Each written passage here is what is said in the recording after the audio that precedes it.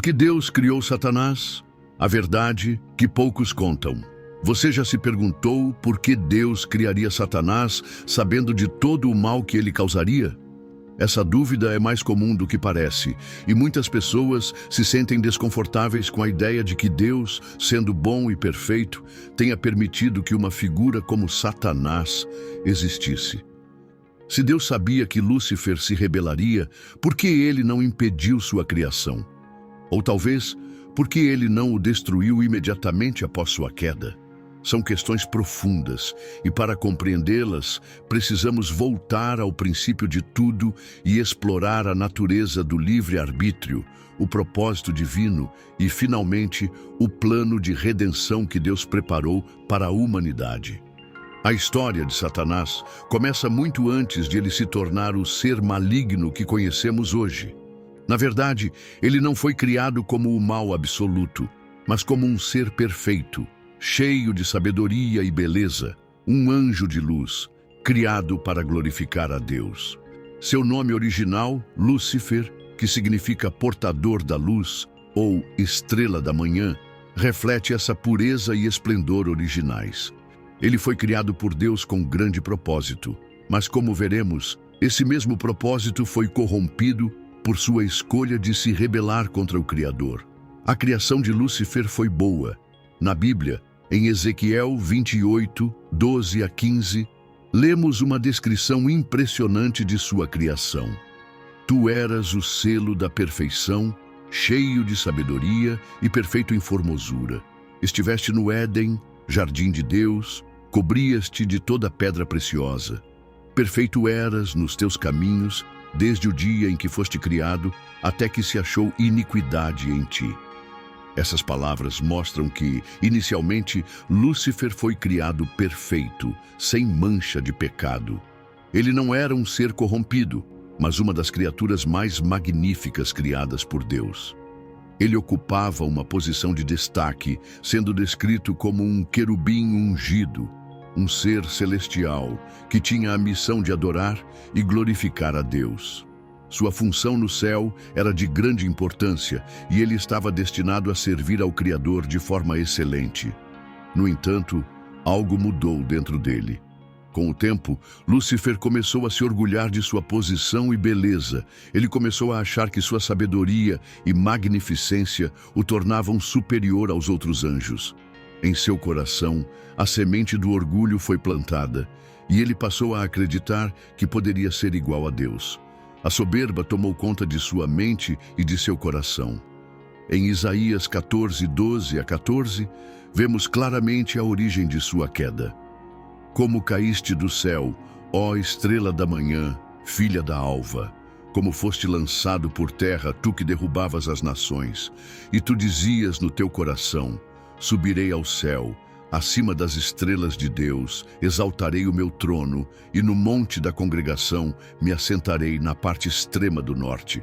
Subirei acima das mais altas nuvens e serei semelhante ao Altíssimo. Esses versículos mostram o momento em que Lúcifer, em sua arrogância, decidiu que seria igual a Deus, desafiando a autoridade suprema do Criador. Sua rebelião não foi uma simples discordância, mas uma tentativa direta de usurpar o trono de Deus e tomar seu lugar. O que estava em jogo era a soberania de Deus e a ordem divina do universo. Essa tentativa de se igualar a Deus não foi aceita.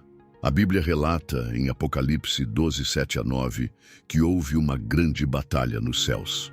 Miguel e seus anjos enfrentaram Lúcifer e seus seguidores. E no final, Lúcifer foi derrotado e lançado para a terra, com todos os anjos que escolheram segui-lo. Agora surge uma pergunta que muitos fazem. Se Deus sabia que Lúcifer se rebelaria, por que ele não impediu sua criação? Essa pergunta toca no coração de um dos maiores mistérios da fé cristã, o livre-arbítrio. Deus, em sua soberania, criou Lúcifer com a capacidade de escolher, assim como ele criou os seres humanos com a mesma liberdade. Por que então Deus permitiria que uma criatura tão maravilhosa fizesse uma escolha tão destrutiva? A resposta está no próprio conceito de amor. O amor verdadeiro não pode ser forçado. Para que o amor seja genuíno, é necessário que haja a liberdade de escolha. Deus não nos criou como robôs ou autômatos programados para amá-lo e segui-lo, mas como seres capazes de escolher livremente amá-lo ou rejeitá-lo. Se Lúcifer tivesse sido criado sem a capacidade de escolher, o amor de Deus não teria sido genuíno, mas forçado. O livre-arbítrio é uma das maiores dádivas que Deus deu a seus seres criados. Sem ele, o amor seria apenas uma obrigação, não uma escolha. Deus sabia que a liberdade de escolha significaria que alguns, como Lúcifer, escolheriam o mal, mas ele também sabia que isso permitiria que aqueles que o escolhessem o fizessem de maneira autêntica. Em Deuteronômio 30:16, Deus diz ao seu povo: "Os céus e a terra tomo hoje por testemunhas contra vós, que vos tenho proposto a vida e a morte, a bênção e a maldição. Escolhei, pois, a vida para que vivais, tu e a tua descendência." A verdadeira relação com Deus só pode acontecer quando escolhemos livremente seguir seus caminhos. Lúcifer fez sua escolha, e a consequência dessa escolha foi a sua queda e a criação de Satanás. No entanto, essa liberdade de escolha também se estende a nós, seres humanos. A história de Satanás é um lembrete de que temos a capacidade de escolher o bem ou o mal, e a escolha que fazemos tem consequências eternas. A existência do mal no mundo, representado por Satanás, também tem um propósito mais profundo dentro do plano divino de redenção. Se não houvesse a escolha entre o bem e o mal, a salvação que Cristo trouxe ao mundo não teria sentido. O sacrifício de Cristo na cruz só tem valor porque os seres humanos têm a opção de aceitar ou rejeitar sua graça. Sem a possibilidade de escolha, a salvação não seria uma vitória, mas apenas uma imposição.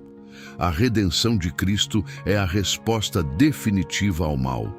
Embora o mal tenha entrado no mundo através da escolha de Satanás e de Adão e Eva, a obra de Cristo traz a vitória sobre o mal. Em Romanos 5:18-19, Paulo explica que, embora a desobediência de Adão tenha levado muitos à condenação, a obediência de Cristo trouxe a justificação e a vida para muitos. O mal foi vencido na cruz, e aqueles que escolhem seguir a Cristo podem experimentar a vitória sobre o pecado e a morte. A vitória final sobre Satanás é garantida.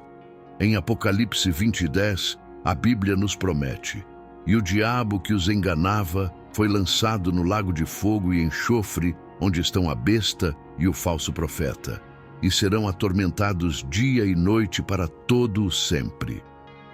A história de Satanás não terá um fim feliz para ele. A Bíblia assegura que ele será derrotado, e todos aqueles que escolhem seguir a Deus serão levados para a vida eterna. O mal, que começou com a rebelião de Satanás, terá um fim definitivo, e o plano de salvação de Deus será cumprido. Então, por que Deus criou Satanás? A resposta é simples: para que o amor fosse verdadeiro. O amor só é possível quando há a liberdade de escolher. Deus queria que seus filhos o amassem de maneira genuína, não por força, mas por escolha. E para que essa escolha tivesse significado, o mal precisaria existir como uma possibilidade. No fim, a vitória de Cristo sobre o mal não é apenas a derrota de Satanás, mas a confirmação de que o bem sempre triunfa. Mesmo que o mal tenha causado sofrimento e dor ao longo da história, a promessa de que Satanás será derrotado é uma fonte de esperança para todos os que seguem a Cristo. A redenção é a chave para entender o propósito divino, e a escolha de seguir a Cristo é a escolha que define nossa eternidade.